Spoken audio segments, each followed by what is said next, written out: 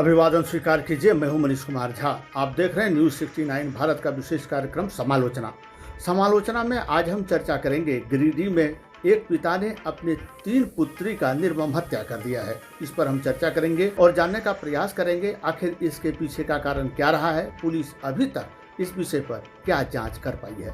हमारे साथ जुड़ रहे हैं चंदन पांडे जो हमारे गिरिडीह के साथी हैं। इनसे हम जानने का प्रयास करेंगे कारण क्या है।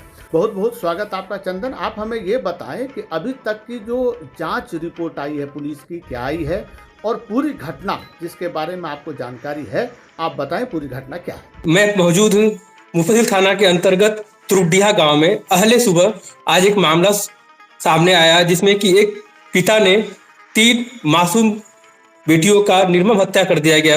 उसमें एक बेटी का उम्र था 12 वर्ष जिसका नाम पल्लवी था और 2 बहनें जुड़वा बहनें थी, उसकी उम्र थी 7 वर्ष, रिद्धि और सिद्धि।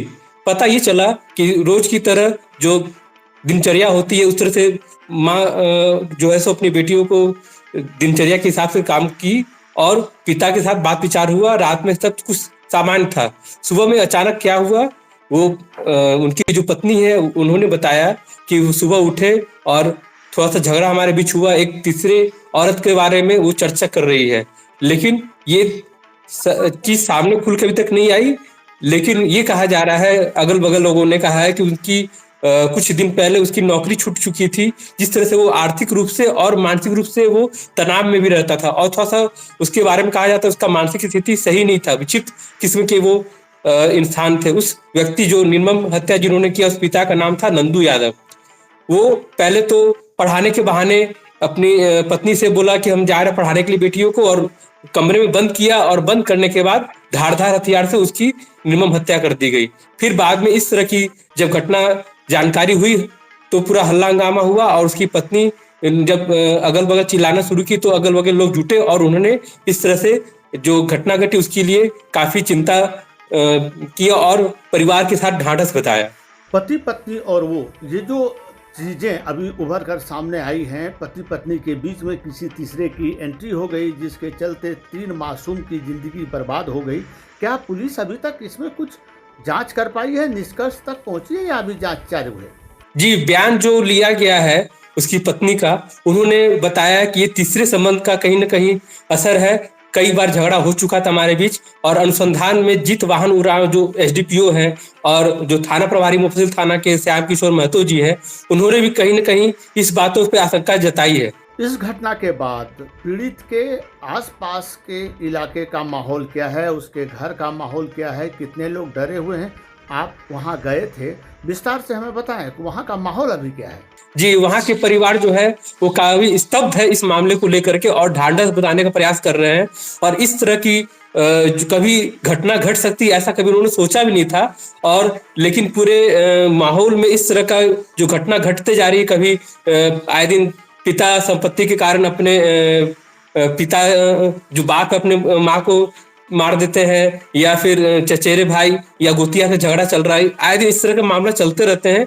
और ये जो कभी किसी साथ कोई औरत किसी के साथ फरार हो जाती है, कोई प्रेमी के साथ फरार हो जाती है, मतलब आए दिन इस तरह की मामला आम हो चुकी है। और ये घटनाएं पूरा हर जगह हर समाज में देखा जा रहा है।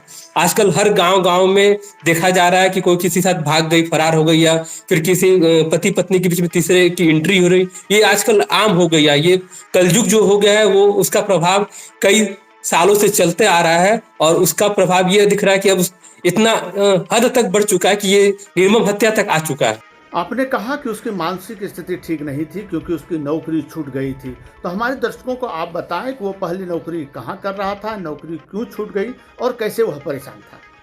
जी, वो अतिवीर फैक्ट्री में काम किया करता था, तो कुछ उसका लापरवाही के कारण उसे निकाल दिया गया क्योंकि वहां भी वो सही तरीके से कार्य नहीं करता था। कई लोगों से वहां पे थोड़ा झगड़ा मनमुटाव भी हुआ करता था और इसको लेकर के वहां के प्रबंधन ने जब देखा, कई बार उसे चेतावनी दी और वो जब नहीं सुधरे तो उसे लास्ट में उसे वहां से निकाल दिया गया। जैसा कि हमारे साथी ने बताया कि मानसिक रूप से विक्षिप्त थे और किसी तीसरे की एंट्री हुई जिसके चलते यह घटना घटी है। सवाल है कि तीसरे का एंट्री होना या मानसिक रूप से विक्षिप्त होना बड़ी चीज़ नहीं है, बड़ी चीज़ है इस घटना से सबक लेना।